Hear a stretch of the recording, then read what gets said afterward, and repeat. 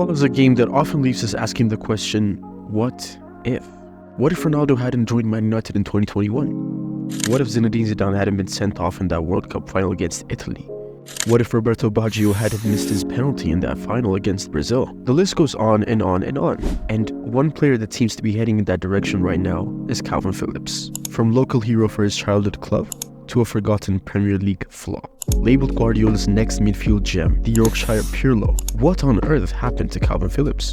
To understand that, we need to go back in time. The story of Kalvin Phillips began in Leeds. To say his childhood was rough would be an understatement. His family would often struggle to support themselves, often barely making ends meet. And this issue was worsened by the continuous presence and absence of his father, Mark Phillips. Kalvin had virtually nothing going for him, and he joined the Leeds Academy quite late at age 15, and as soon as he joined, his technical ability and work rate stood out. But aside from these traits, Phillips always had a smile on his face. He was a standout character. His footballing career reached its zenith in the 2019-20 season under Marcelo Bielsa. That season, Leeds secured promotion from the Championship after 16 years of Premier League absence, and Kalvin Phillips was at the heart of everything. Playing deep in midfield, he was fantastic on the ball and off the ball. His work rate, his technical ability, his physicality, everything stood out. These fantastic performances at club level didn't go unnoticed, and he received a call to Euro 2020 under Gareth Southgate.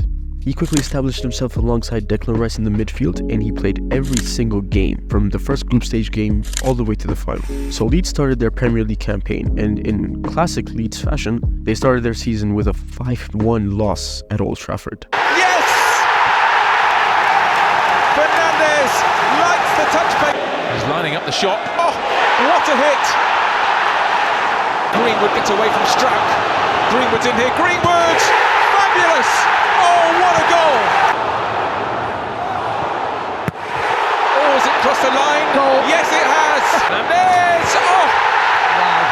Amazing strike! Striding forward, Pogba, nice ball in. Fred!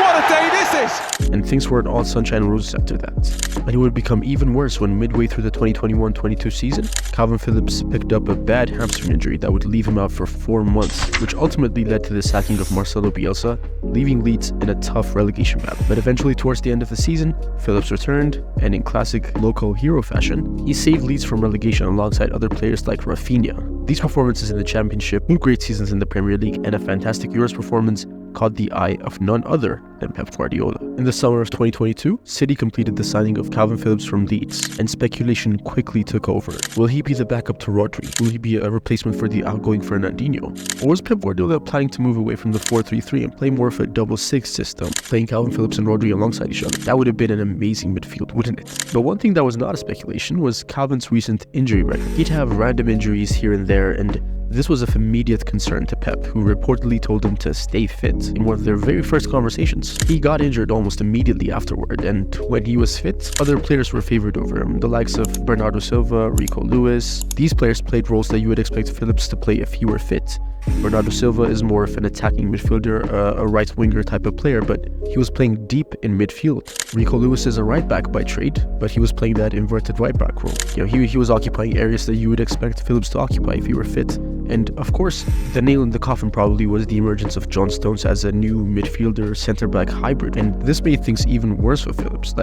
You cannot bench John Stones. That 2022-23 run, the treble run from John Stones, was incredible. Despite many people believing that he'd have played that role perfectly with a bit of coaching, unfortunately for him, he was in contention with John Stones and Rodri. This was in the midst of City's treble run. They could not afford to drop a single point, and so Phillips was frozen out, and he would barely get minutes. He would get 2 minutes, 3 minutes at the end of games, maybe. But one instance I think that told us all we need to know about Kalvin Phillips and Man City came earlier in the 23-24 season, when Rodri got suspended for 2 games after a red card against Nottingham Forest. Both games, Kalvin Phillips did not play. So at this point, you have to ask, right? Is he just not good enough? Was he too injury prone? Were Rico Lewis, Mateo Kovacic, Mateus Nunes, Bernardo Silva really that much better than him for the midfield, for that specific role? We have to note that in these City years, when he barely played, he was pretty much a bench warmer. He was a regular for the English national team. But regardless of all these issues he had, it's clear that he's a talented player. There's a great player in him, and so he clearly needed a fresh start, and that's exactly what he got. In the January transfer window, West Ham signed Kalvin Phillips on a 6-month loan. It was considered to be a good loan move, away from the limelight, away from the bright lights at City. You're giving him time to reset and go again. The move, however, did not go as planned, and his tragic downfall continued. His time at West Ham was plagued by errors, bad performances. His West Ham highlight reel includes a heavy 6-0 home defeat to a high-flying Arsenal, a 4-3 defeat to Newcastle, which was a game that West Ham were leading 3-1, by the way, and he came on, he gave away a penalty, and they ended up losing the game. It's not the greatest loan spell if you ask me. It's just tragic to see this. Perhaps the nail in the coffin for Phillips was his exclusion from England's Euro 2024 squad. In these last 3-4 years, the only positive thing in his footballing career has been his time with England. Become the summer, he didn't even have that going on. His importance to the team and the huge hole his absence created were epitomized during all of England's games in the tournament. When asked about why England have been struggling in the tournament, Southgate said that they do not have a natural replacement for Kalvin Phillips. Replacement for Kalvin Phillips, but we're trying some different things, and at the moment we're not flowing as we'd like, that's for sure. So they've had to experiment with Trent Alexander-Arnold, who is an attacking fullback for his club, by the way, but recently we saw him play an inverted fullback role. He was playing as an actual six, an actual holding midfielder for England.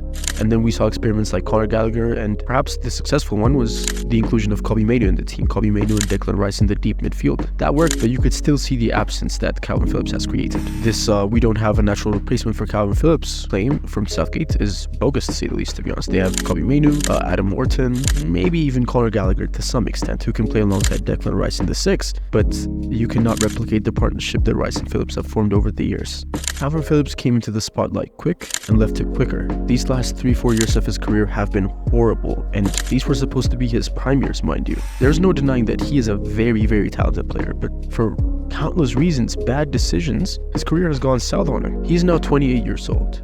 Still in his prime, you'd argue, but there's no doubt that he'll be desperate to revive his career and go on to be the player that he once was. Maybe even better, you know. In the summer transfer window, he joined Ipswich Town on a straight loan with no option to buy or obligation to buy. It looks like he will either revive his career at Ipswich and come back to City better than he has been for them recently, or he'll be sold and this whole saga would end. Regardless of what transpires in the future, it's been a tragic downfall, and I cannot help but ask the question, what if?